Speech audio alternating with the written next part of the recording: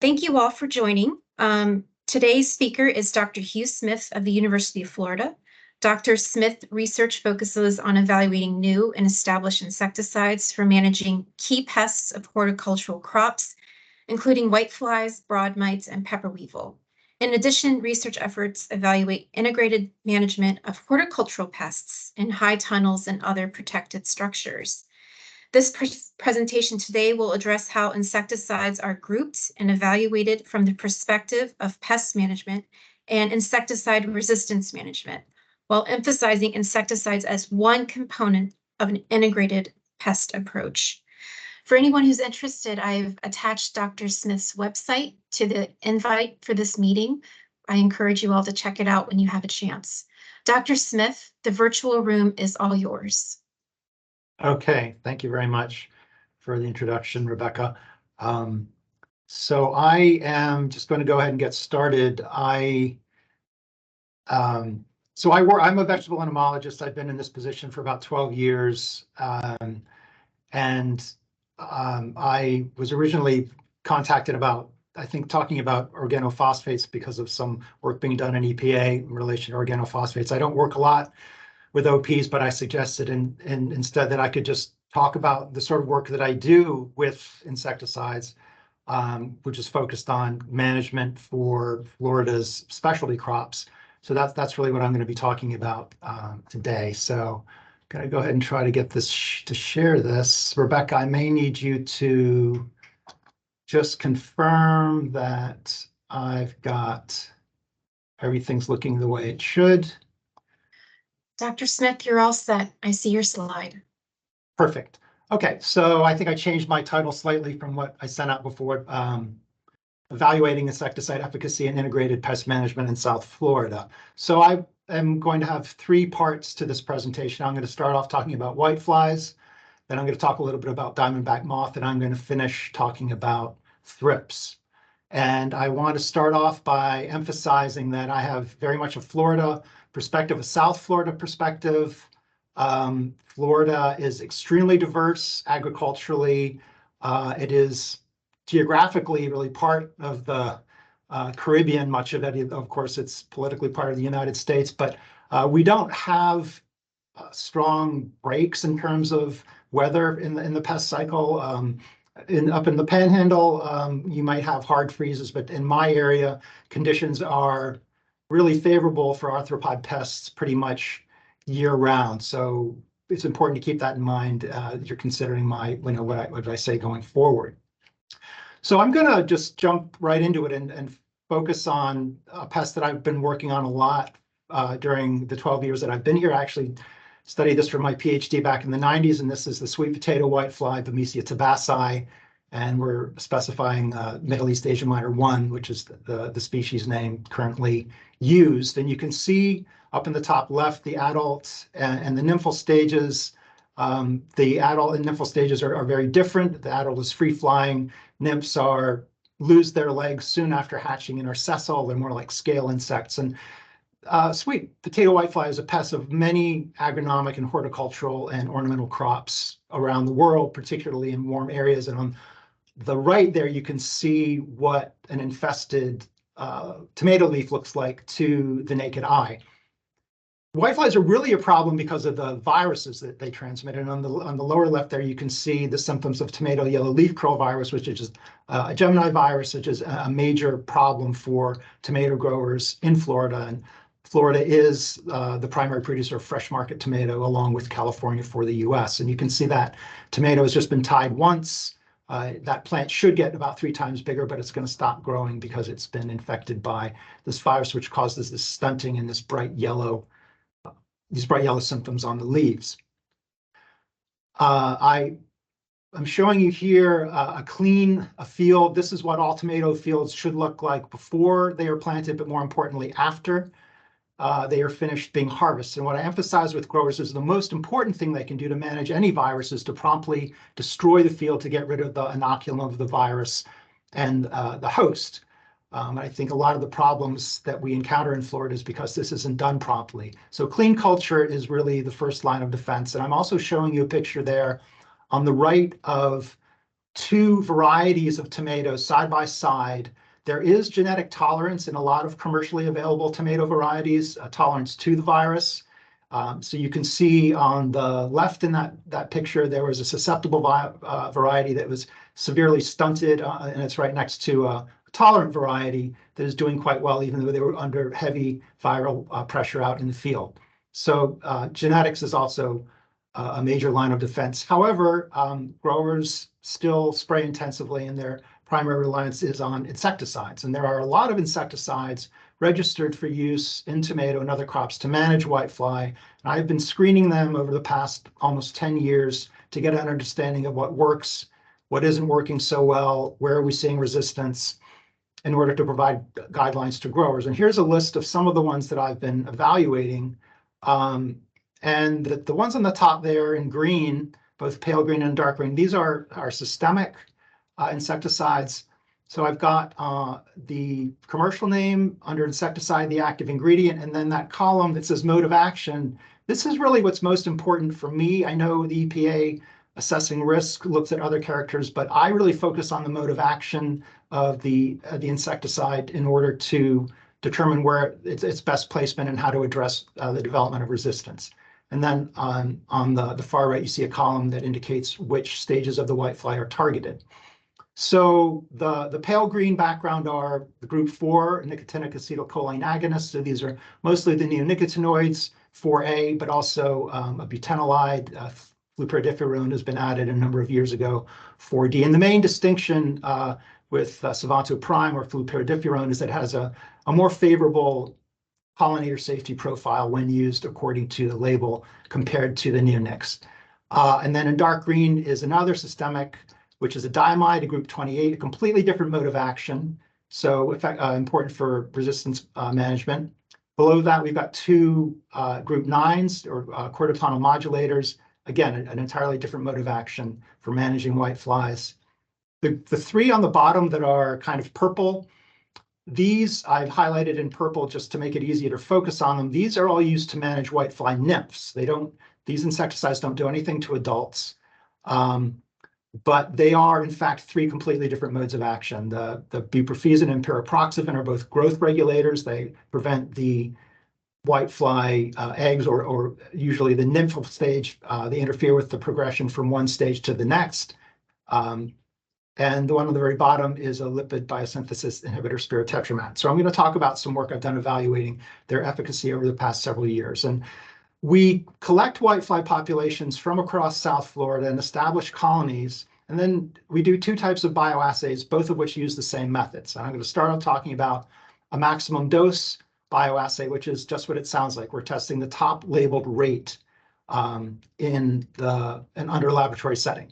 So we use cotton as the plant substrate, which is the standard plant used by Iraq for the Insecticide Resistance Action Committee for resistance monitoring. We'll dip it in a mixture that is the top labeled rate of the insecticide, prepared in the equivalent of 60 gallons per acre, let it air dry, put 10 whiteflies on it, and give them 3 days, and then just check mortality. You can just see how this is replicated on the right there in the lab. But I collect populations from across Florida. I've been doing this for several years. In some cases, we've gone back to the same farms repeatedly. These are mostly large-scale commercial tomato farms, but other sorts of farms too. And we bring them back. So this gives us an idea of what's happening actually out in the field and not just right here where I'm working near Tampa. So this figure is a little complicated, but what we're looking at here is the results from a couple of years ago of how 20 whitefly populations from across South Florida responded to this maximum dose test for 7 of these key insecticides. So the populations are organized along the horizontal axis, and they're given a code name based on the county where they were collected and the host plant, just to protect the confidentiality. And these populations are arranged left to right from most tolerant or hardest to kill with insecticides to most susceptible on the right. And on the far right, you'll see it says lab mean. That's our susceptible laboratory colony, which has been in a growth room for 30 years and is highly susceptible to everything. So this is an area under the maximum dose curve, sort of analogous to the area under the disease progress curve. And the black line along the top is the mortality in the untreated. So which you use as a reference. So if you don't treat them with an insecticide, you hope to get at least 80% of them to stay alive. So we have reasonably good survival in the untreated. So the closer any of those lines are to that black line, the less well the insecticide is working. So what I want you to see is that that red line tends to be higher, even though the populations respond differently. The red line tends to be the highest. And this is imidacloprid, the neonicotinoid that's been around since the early 90s. It's kind of the poster child for neonicotinoids and has been implicated in a lot of the concerns related to pollinator health. And you can also see here that it's not as effective as a lot of the other insecticides. Looking at the bottom there, you see that sort of bright blue, which is dinotefuran. It's also a neonicotinoid, but it has consistently proven to be quite effective in terms of managing whiteflies. The survival is lowest. The sort of magenta is that butanolide, fluperidipurone, also quite effective. And you can see the other lines are somewhat intermediary, sort of around the place. The bright green one is a pyrethroid. Kind of as a reference, I haven't worked a lot with pyrethroids. I work more with the newer, more specific insecticides. And you can see the dark blue is thiamethoxam and the yellow is that one diamide. So this is an example of screening populations from across South Florida to get some understanding of what's working, what isn't working. A more detailed way of looking at this is generating LC50s for resistance monitoring. This is about 6 times as much work because you need to look at, you don't just look at the top labeled rate, you look at a serial dilution to generate a curve to tell you what the LC50 is, the concentration in parts per million that kills 50% of your test population. And this then is divided by the LC50 for the susceptible lab colony to produce a resistance ratio. And just for the purposes of discussion, I say resistance ratios in the single digits or less than 20 mean that the population is susceptible to the insecticide. As we pass 20 and get towards 50, we may be seeing some loss of efficacy in the field and approaching tolerance. And as we pass resistance ratios of 50 and above, we're in solid resistant or tolerant territory, and sometimes an extreme tolerance. And I'm using resistance and tolerance sort of interchangeably. They do have specific meanings, which I'm not really going to go into right now, but hopefully you all understand what I mean when we're talking about resistance and tolerance. We're talking about an insecticide not being effective against the population because of genetic changes that have occurred due to repeated exposure. And on the picture, there is a PhD student of mine, Marcelo Damazzi, who I'm going to show you some of his work from the past year, evaluating resistance of whitefly populations, which we've collected from the field. So here are responses to 14 populations to dinotefuran, which you'll remember from the slide was the most effective. And what I want you to look at is that vertical axis, and you can see it only goes up to 10. So these resistance ratios are in the single digits. So this is confirmation that we're not seeing resistance to this particular mode of action in South Florida, which is consistent with what we'd seen previously. Same thing with fluperidipurone. Single-digit resistance ratios, indications of high susceptibility across the area studied. Here, this is a newer material, fitopyrubin, which is a group 9 insecticide, and we've got a couple populations that are moving out of that comfort zone into some degree of tolerance or resistance. But I've only been working with this material for about a year now, so I wouldn't make any broad statements based on a couple populations that responded a bit differently. And lastly, I want to show you from this series the responses to cyanotroniloprol. This is a group 28, a diamide that's been around since 2014. And here, in fact, we are clearly seeing some populations in South Florida that are resistant or even highly resistant. So we do similar work with the nymphs. It's a more complicated bioassay. We have to confine whitefly adults to cotton leaves in a clip cage. The females lay eggs through a screen, and then we can remove them after 24 hours. We give those eggs time to hatch and to establish into young nymphs. You can't see it really well on the right, but there are early instar whitefly nymphs on the right. And those plants are then dipped in this case, we were looking at these 3 nymphal materials, buprophysum, pyriproxyfen, and spirotetramat. And this was work that was done a couple of years ago to see how well are these three materials functioning. And the data we collect with these, we allow the treated nymphs to develop. And after 2 weeks, if they're healthy, the adult should have emerged. And what you would see then is an exuvia, the cast skin, which is visible on the right. In the middle, you can see a very unhealthy nymph. This is symptoms produced by pyriproxyfen. And on the left, there might be a few stragglers of some healthy nymphs. So these are the data we collect. So these are the results of a maximum dose test done a couple of years ago. And what you're looking at here is the percentage of nymphs that actually turned into a healthy adult and left an exuvia behind. So the red columns are the untreated. You want them to be high because we didn't do anything to them. You would expect at least 80% survival, and we see pretty good survival. But what I want you to see here is all the orange columns. This is the percentage of nymphs from different whitefly populations that were treated with spirotetramat, but they still successfully developed. So a pretty high proportion, which is an indication that this insecticide is not functioning properly. The other two ones we looked at, buprofesin and pyriproxyfen, which are represented in green and blue. You see it on the far left in a reference Q biotype colony, which is not something we find in the field. But in terms of the species that we find causing problems in the field, you don't see any blue or green because everything treated with those two materials died.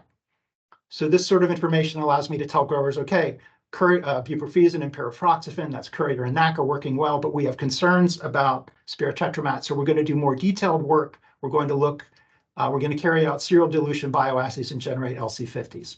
So that's what, again, this is more Marcelo's work from the past year.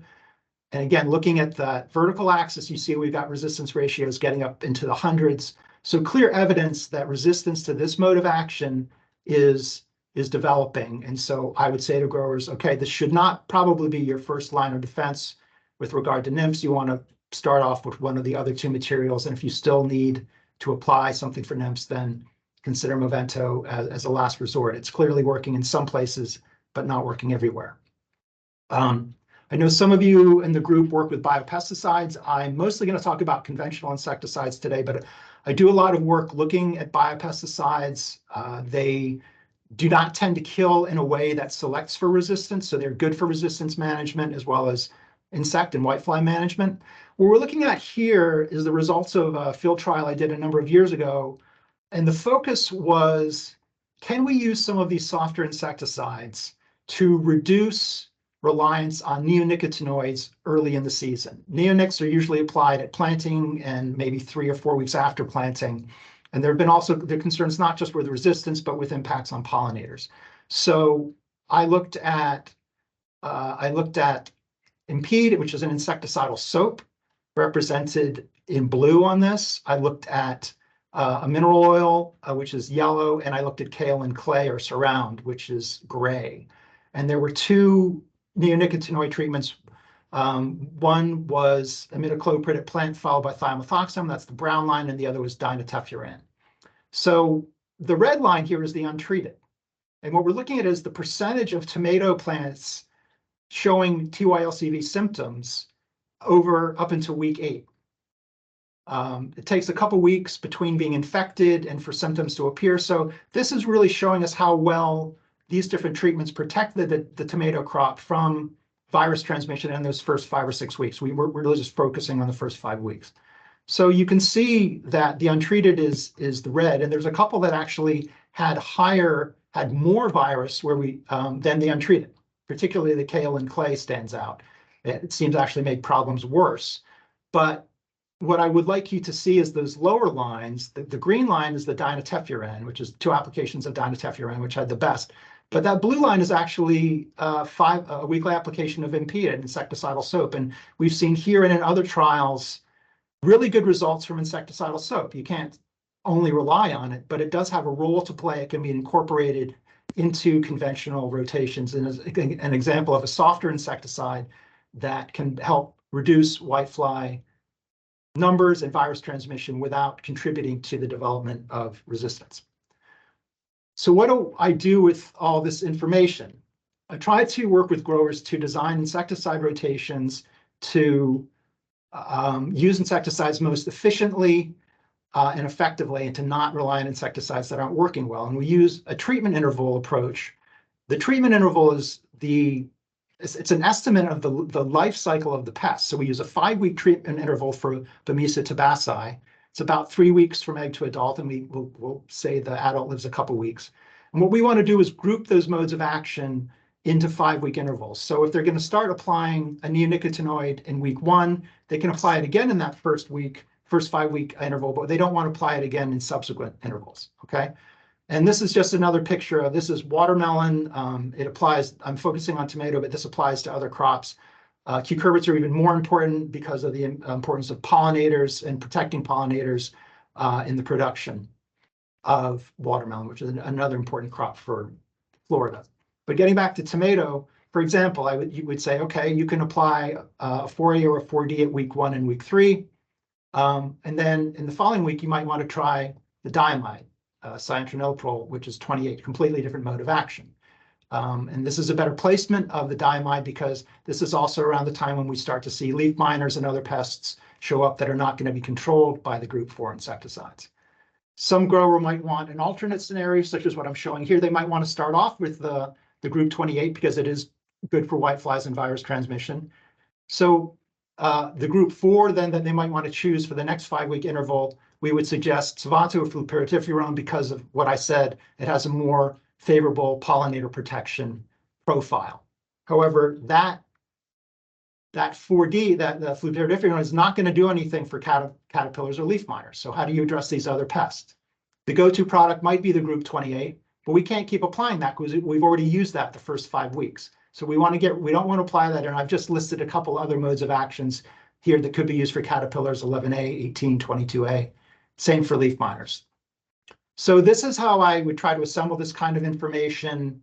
What works, what doesn't work, what's a go-to product, what is maybe a secondary or supportive product, trying to take pollinators into account, trying to take other pests into account. So that's an outline.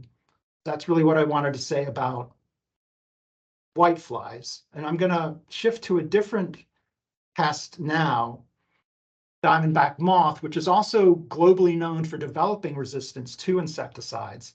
Whiteflies are prolificous. They go to all different sorts of agronomic and horticultural and ornamental crops. Diamondback is very different. It's very specific to the brassicas or the crucifers, so cabbage, broccoli, kale, collards. It does not transmit viruses. It's a caterpillar, and the damage is the feeding damage you see here. And we use a 30-day treatment interval for grouping insecticides for diamondback moth management. And you'll actually see on some of the diamide labels, Coragen and Extrel, that they're very specific that their product can be used more than once within that 30-day interval. But after that 30-day interval, you need to switch to different modes of action. So here's an example of how we might group insecticides for cabbage in 30 days intervals, which isn't to say you have to apply insecticides in all of those intervals. And maybe in the fall in Florida, diamondback isn't that bad, and they might get by for 3 or 4 weeks without applying anything. It's just when you start to apply it, this is the approach that we are suggesting. I've done work with colleagues in Georgia to understand patterns of efficacy and tolerance in Florida and Georgia to a range of insecticides, focusing on the diamides. With whitefly, the concern is really the neonicotinoids. How do we reduce reliance on them? With diamondback, it's how do you reduce reliance on the diamides? Because this has kind of been the go-to material for diamondback moth management, and there are serious resistance issues, as you'll see. But this is just a map showing how responses have varied in different counties here and up into Georgia. This was published in 2020 in Journal of Economic Entomology.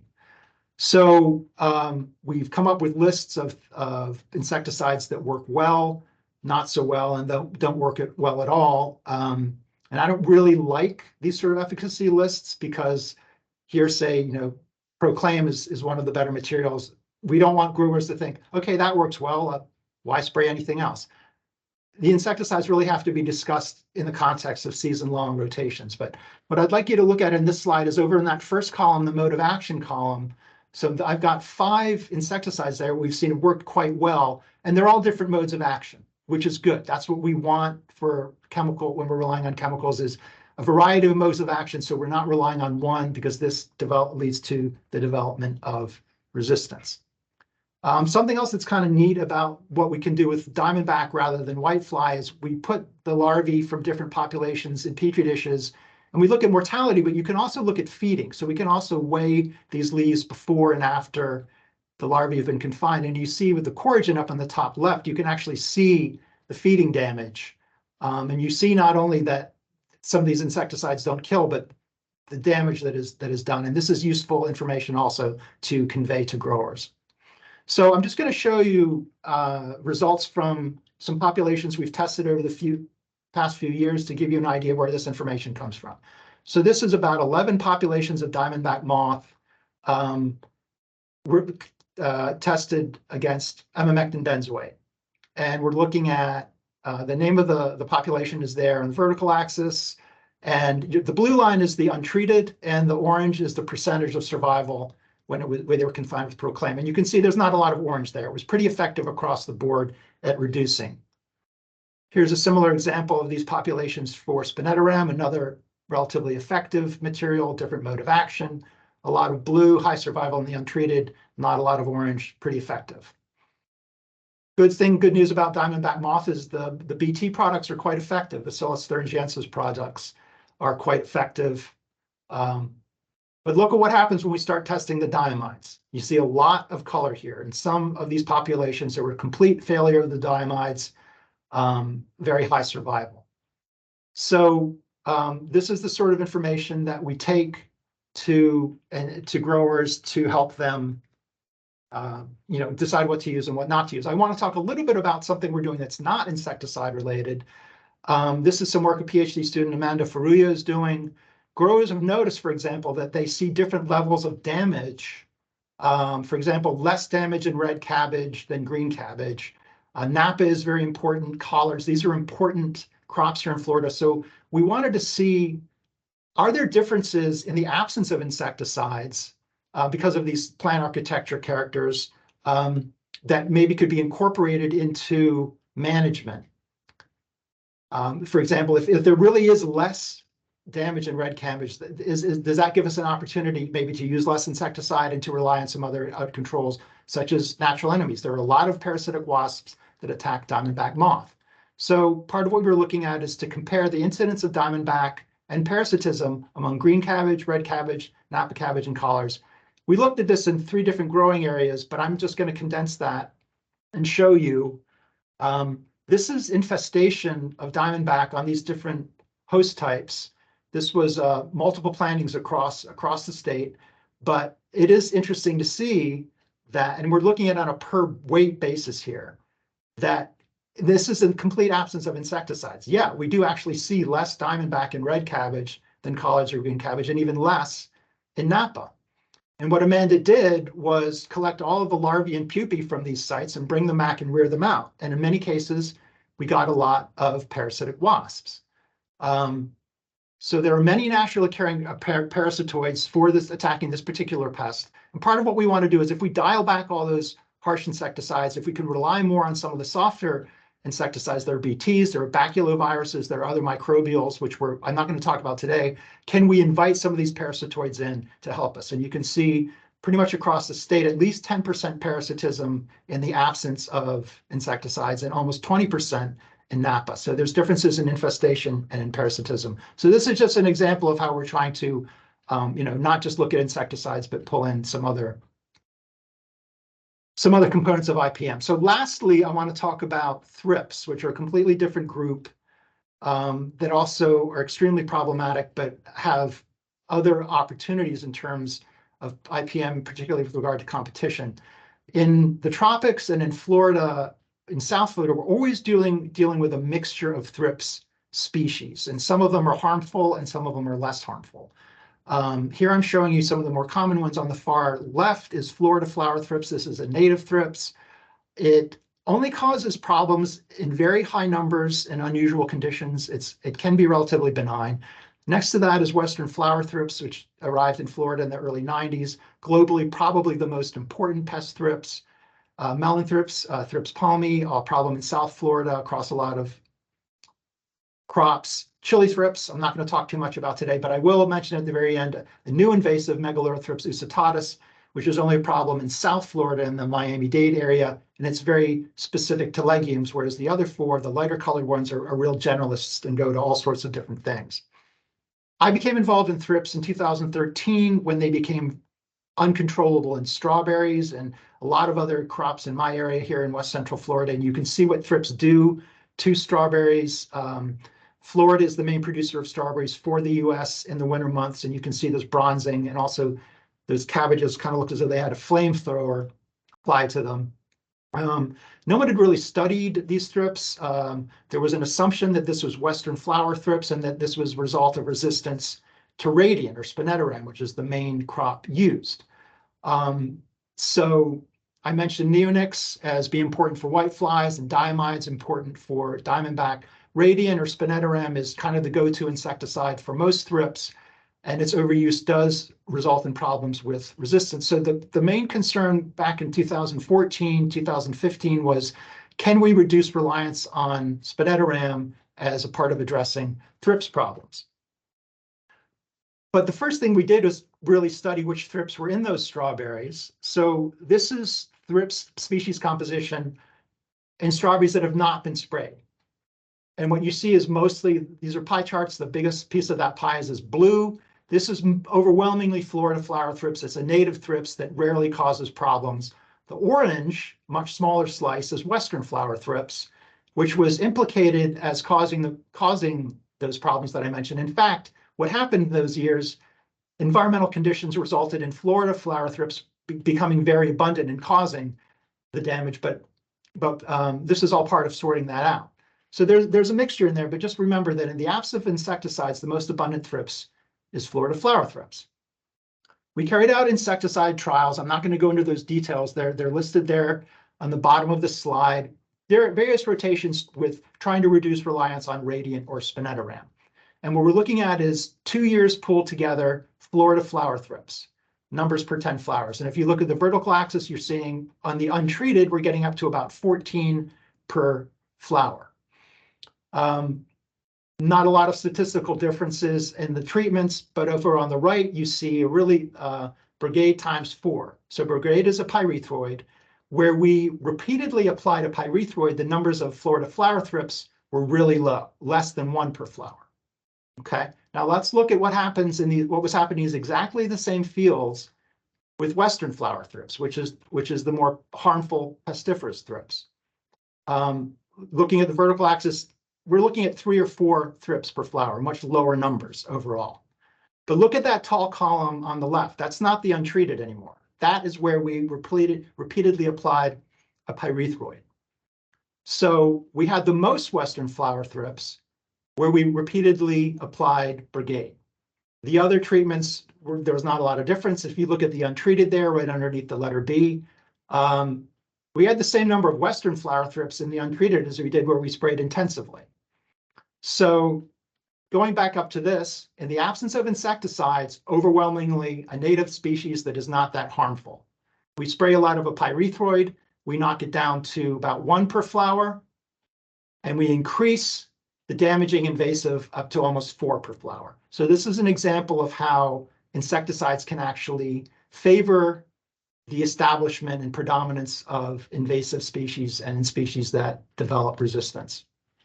So lastly, I just want to talk for a couple minutes about Megaleurothrips usitatus, which is a new invasive. It's been in Florida for 3 years. It's originally from Asia, and it is specific to legumes. You can see the adults there on the top right and these sort of bright orange larvae on the lower right, and damage it does to the bean cotyledon on the lower left. It's really just a problem in South Florida in snap beans, which are most of the snap beans, fresh snap bean for the US come from South Florida in the winter months, but it's also a problem on these alternate legumes, which are probably less familiar to some of you. Lab bean, these are perennial crops or semi-perennial legumes that are important in Asian and Caribbean diets. They are in the ground for 7 to 9 months versus snap bean, which is only in the ground for about 60 days. When we were looking at trying to figure out what was going on in Homestead, we found these heavily infested lab plots, you can see these flowers infested with all these black thrips. And there's a picture there of Lab, what it looks like. And most of these end up in Chinatown in New York. So as a first response, we collected a lot of populations. We did insecticide screenings. This is the work of another PhD student, Cleveland. I asked him for a picture, and that's the picture he sent me. But again, without going into the details, step one is for us is to determine which insecticides work well. And you can see there were 4 here that reduced survival of this new pest down to less than 20%, abamectin, cyanidrolol, methomyl, spinettaram. We also saw the pyrethroid really did close to nothing, lambda-cy, halothrin, and other were not effective. So we try to give growers guidelines about what works and what isn't working. And this is the last data slide I'm going to show you. Cleveland sampled thrips from 2 lab bean growers. One of these growers sprayed constantly and very intensively. That's the grower represented with blue columns. The other sprayed only every few weeks. So what I want you to see here is that, first of all, looking at on the left, Megalorthrips usitatus, the new invasive, was statistically higher in the more intensively sprayed field. That bluer column was higher, not a lot higher in this particular group, but there was more of the invasive. Then moving over, you see Frankliniella insularis. This is a native non-pest, relatively non-pestiferous thrips, much higher with the grower who did not spray a lot. We move over again to Western flower thrips, Frankliniella occidentalis, again, significantly higher in the fields that were intensively sprayed than the less sprayed fields. And the thrips palmi, very low numbers, numerically a little bit higher. This is another pest thrips that was a little bit higher where intensively sprayed. And lastly, Frankliniella bispinosa, the Florida flower thrips. Again, very low numbers overall. But what I'm showing you here is that we're seeing where this crop is sprayed intensively, the invasive pestiferous thrips were more abundant, and the native, less harmful thrips were less abundant. This has been seen elsewhere. So I'm just going to wrap things up now. We are looking at other biological controls. This is a master's student looking at predators. We're looking at microbials and nematodes for managing this new thrips. It is a real problem in Central America. This is from working I'm doing in Guatemala. You can see what it does on the left there to bean pods and to the number and size of beans. So it's a real threat to food security in the region because bean is, of course, a food staple. And on the right, this is what it does to beans, French bean grown for export. And I've been involved in trainings there with agronomists and bean breeders to help respond to this problem. And also, this is a picture of a virtual training that I did for growers in Nicaragua who were very interested in non-insecticidal controls. So that is really what I wanted to see. These are some of the funding sources. So thank you very much for your attention. And if there is time for questions, have I unshared the screen, Rebecca? It is unshared. Yes, thank you. So for the audience, just a reminder, please type any questions you have in the chat. I have a couple to start with, but feel free to type them in. If you want to talk to Dr. Smith directly, raise your hand and I'll give you a call on you. So let me see. Yes, a question here. Just a general question about the resistance ratios. Can they ever be over 100 in the calculations you did? Yeah, they can be, because it's the LC50, which is the amount in parts per million to kill 50% of that test population. So depending on the material and how resistant it is, they can easily get in the hundreds. They can get into the they can get to the thousands. It's a little arbitrary because it's based on the response of the susceptible colony, which can fluctuate. But yeah, they can get very high. And I also have a resistance ratio question. Okay. Is the calculation you showed, the table with 0 to 20 and 20 and so on, is that specific for whitefly, or is that just generally, a breakdown for all species? That's something that I made up because as I was talking to growers, I was trying to, parts per million is such a non-intuitive concept. I mean, what does that really mean? So I tried to start talking about it in grouping in ways, and I think I'm pretty conservative. There were plenty of papers that would say something much lower than that was resistant or evidence of resistance. And no, it's not specific to whiteflies. It's just how I try to talk about it. It's kind of an elusive concept. When you have extreme resistance, it's clear. But a susceptible colony, it's been in a growth room for 30 years. It hasn't had its immune system challenged in any way, the way any insect does in the field. So you look at it, they die. So I try to be conservative, and I say, well, even if you're seeing resistance ratios creeping up, this doesn't mean it might still be killing a proportion of your population. So it's a kind of an imperfect science. It's just how I try to talk about it. Understood. Thank you. If possible, this is a comment in the chat or question. Can you comment on the current use and importance of OPs and carbamates and any resistance issues they may have in your area and crops? Right. So there's not much use of OPs or carbamates. I think lanate is a carbamate that's used, and I even, it worked well against thrips, so that it is used. Lanate, we've seen resistance to lanate in diamondback moth. It is used against diamondback moth. There are not that many of them, left, and I would say lanate is the only one that I am familiar with and work with. With the OPs, I showed dibrome and nalate or nalate, I'm not sure how it's pronounced, which I do actually recommend for use against diamondback if nothing else is working. I don't, no one likes to recommend the use of those, but it is still effective against diamondback. When I was thinking about this talk, chlorpyrifos is an organophosphate, right? Mm-hmm. And I think chlorpyrifos, I believe was that completely withdrawn recently? I think it's maybe completely gone. The food tolerances are gone. The food tolerances are gone. It can still have some non-ag uses. Okay, so that was an example, when I worked in California, when methyl bromide left, there are all these soil pests that suddenly became a problem again, and chlorpyrifos was something that was useful for them.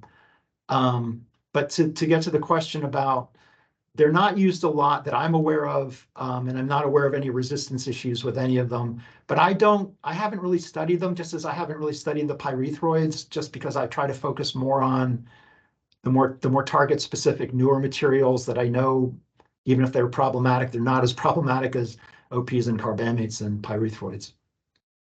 Thank you. Another question in the chat: how effective are current biopesticides and biocontrol practices compared to synthetic insecticides? I know you touched on that a little bit in your talk. So for high value crops in Florida, the main example I would say in strawberries, biocontrol Prisimilis is routinely used even by conventional growers. So there's a success there.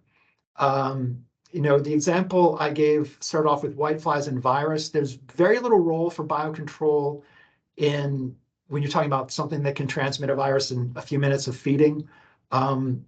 We are looking, I gave the example of impede being a biopesticide that has a role to play. I'm trying to work more on it. Also the microbials, the entomopathogenic fungi. There's a lot of work that's being done, but I think I can't point at any real clear successes of saying we've definitely shifted reliance away from conventional insecticides to biopesticides. With the exception of strawberry, I can't think of any examples, but we are working on it.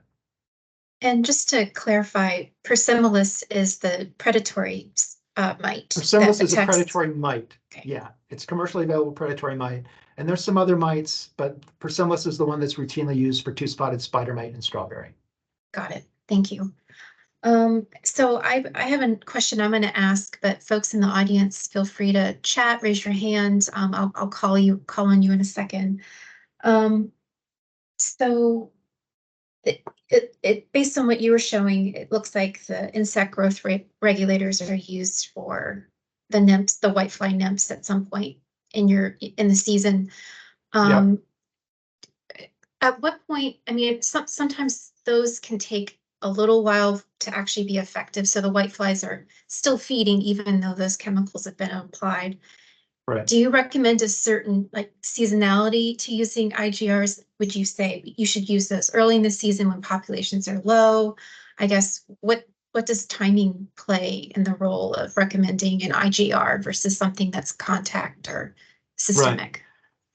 So with whiteflies, the scout will report adults and they will also report nymph numbers usually. And it's kind of the discretion of the grower, but I would say they don't usually delay something like, I mean, think about something like tomatoes. You've got, millions of dollars invested in these fields. And I actually tried to do a survey. Do you have a budget for your insecticides? And the tomatoes answer is no, they don't have a budget. There's some insecticides that are too expensive. But so to get to your question, I would say when nymphs are appearing, I would say go ahead and use buprofusum, which is Courier. And you have two applications of those three. You have two applications of Courier, two of NAC, and two of Movento. So buprofusum, pyriproxyfen, spirotetramat. So you can kind of spread it out. But I don't usually advise them to delay, and they wouldn't really anyway, just because in Florida, once the pests show up, it's just going to get worse. Right. It's not like Yeah. It's the conditions are so conducive. You kind of have to, if you're relying on chemicals, you have to stay on top of them. Got it. Thank you. Are there other invasive species in southern Florida or the southeast that are becoming a concern in your production Always. systems? Well, I shouldn't say always, because Florida is, we're hyped for we get an invasive every month. A lot of them don't do anything. Like I referenced the Q biotype whitefly, which I studied for 5 years, in which it's here and it's not causing a problem the way it did in China or Israel or southern Spain. There's another thrips called Thrips parvospinus, which arrived 3 years ago around the same time as Usitatis and is causing serious problems in ornamentals and peppers. There are a lot of invasives, and a lot of people in Florida working on invasives. And this is also weeds. I mean, there's a tremendous amount of work done with weeds. And we should have all of that information assembled in one place as a department, but we don't. I mean, there's snails. There are a lot of invasives causing problems in Florida, but I would, and I wish we did a better job of summarizing that information all in one place, but we don't. Thank you. Let's see here. So I've read a lot about diamondback moth, and I know in some areas of the country there can be, I think I was reading 14, 15, 16 generations of diamondback moth a year. Is Florida one of the places where maybe not that many, but there are a number of Yeah, it doesn't. I mean, generations to Florida deal would with? have to be, yeah, I would say Florida, I think Texas. It doesn't like extremes of heat, but I've found it in the summer. I have found it in the summer, but yeah, it's pretty constant. It's pretty constant here. And I guess where I was going with that is just to figure out how, you talk about a 30-day interval that you're trying to get the growers to follow and rotate within those intervals.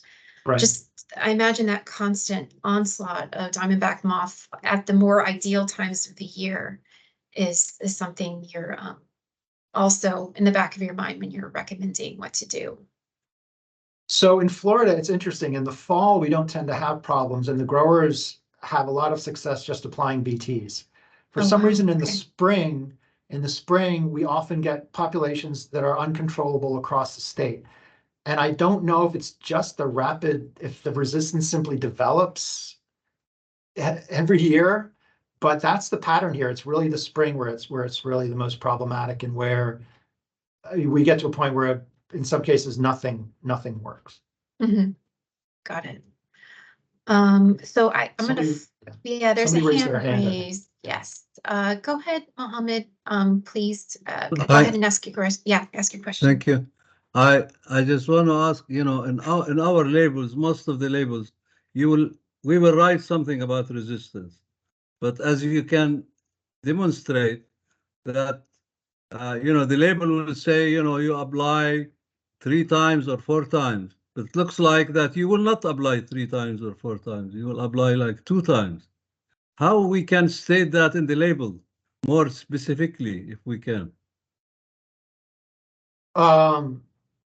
So there's, I mean, there are specific limits on the label, as you indicated, the total amount that can be applied per crop or per calendar year, and the numbers, the numbers are specified. So are you saying, how can you suggest less than what is Yeah, allowed on the label? because you are switching between one chemical to another. Yeah, I don't think that some of that language does get into the label about switching to alternate modes of action. Yeah, they write it down, but not quantitatively. It's just we say, we would like you to do that, to take in consideration the Oh, like the problem of, treatment interval. Yeah. yeah.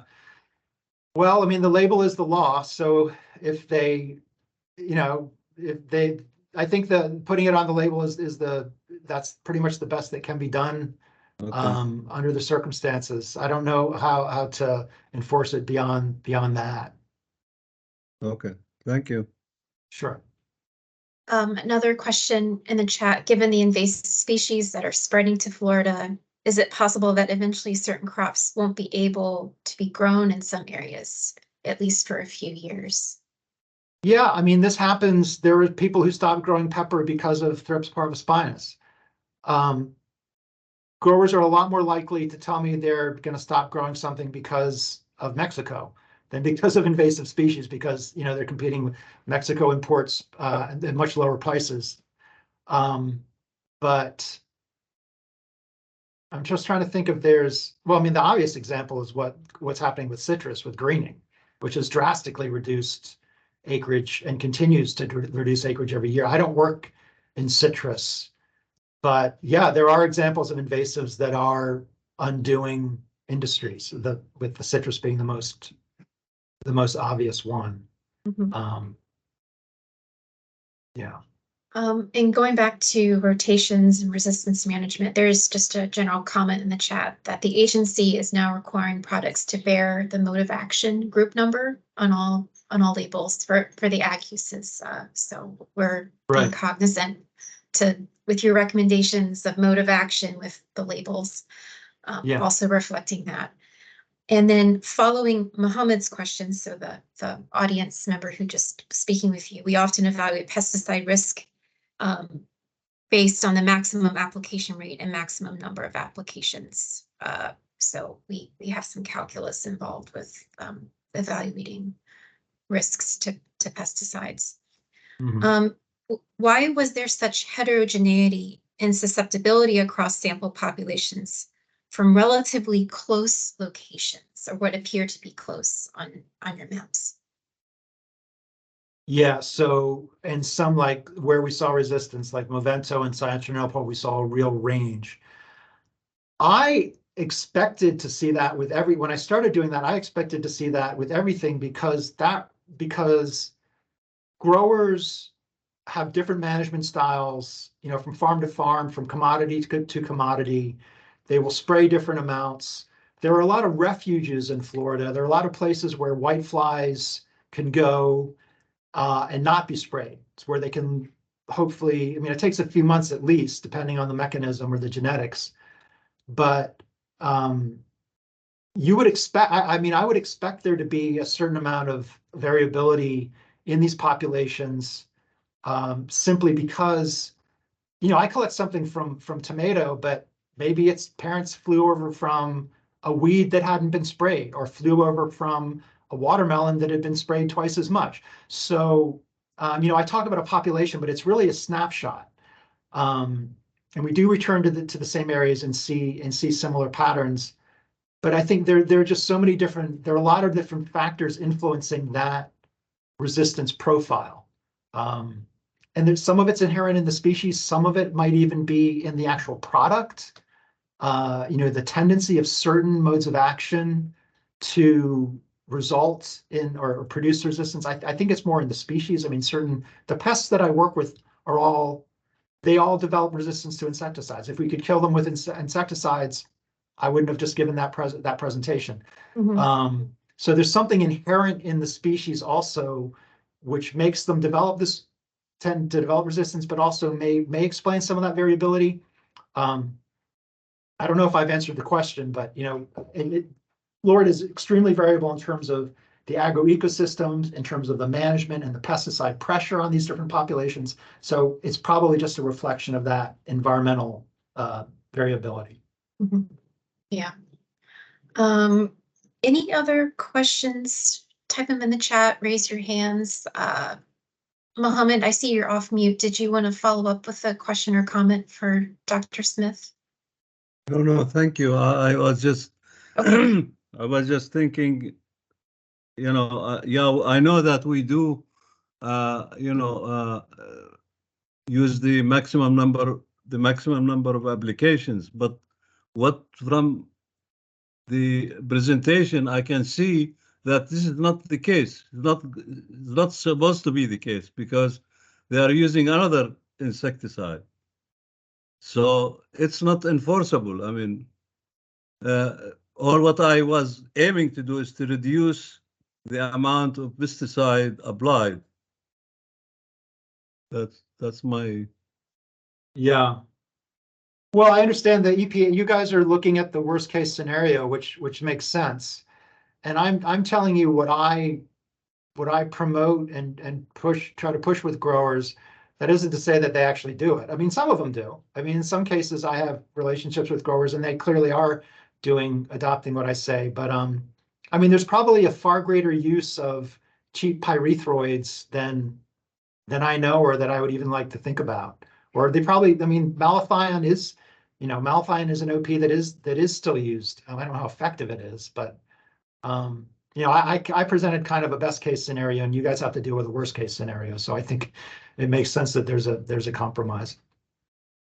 I think we have a couple more questions that just came in, but before I forget to say so, a couple of comments saying excellent presentation. Thank you for joining us. And these presentations are very helpful to understand what is being promoted and applied in the field. So just wanted to jump in with those comments there real fast.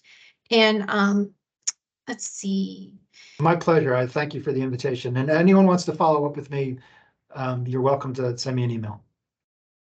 Real quick, what type of institutional support or private sector investments are needed to handle pests in the future? Do you have, it's kind of a real far-reaching question, but it would be interesting to hear your Institutional thoughts. support. Mhm. Well, there are a lot of competitive grants that we have to go after.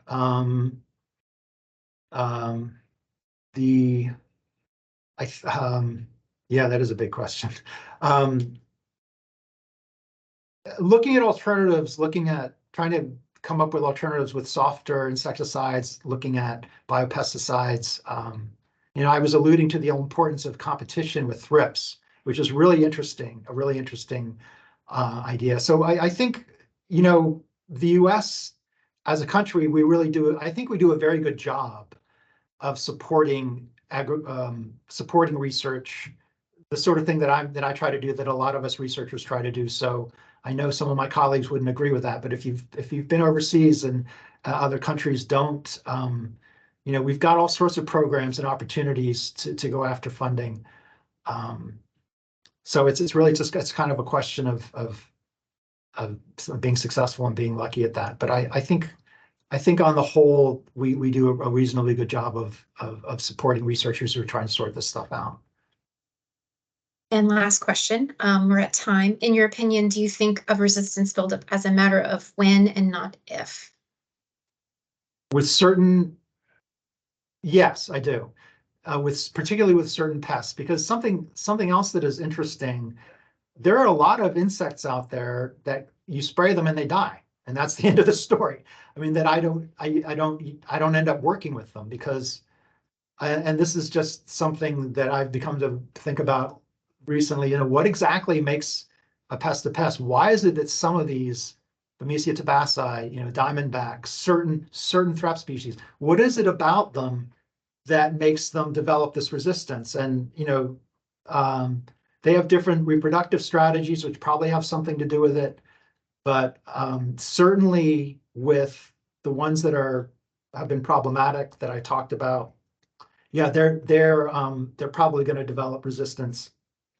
But having said that, I think about some insecticides like endosulfan, which was a cyclodiene, I believe it's called endosulfan, which was pulled a few years after I started this job. Very toxic, very not a nice material, but that was applied for decades, and they never developed resistance to that.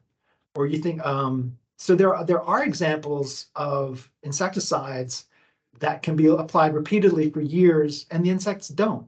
I think being systemic has something to do with it. I think the quality of being systemic makes it more likely that the insects will develop resistance, but that's kind of conjecture on my part, just based on what I've observed over the past 10 years and just shared with you. So things that are contacts, things that are there briefly, I think they're less likely to produce resistance than the systemic insecticides, which have become so much more popular in recent years.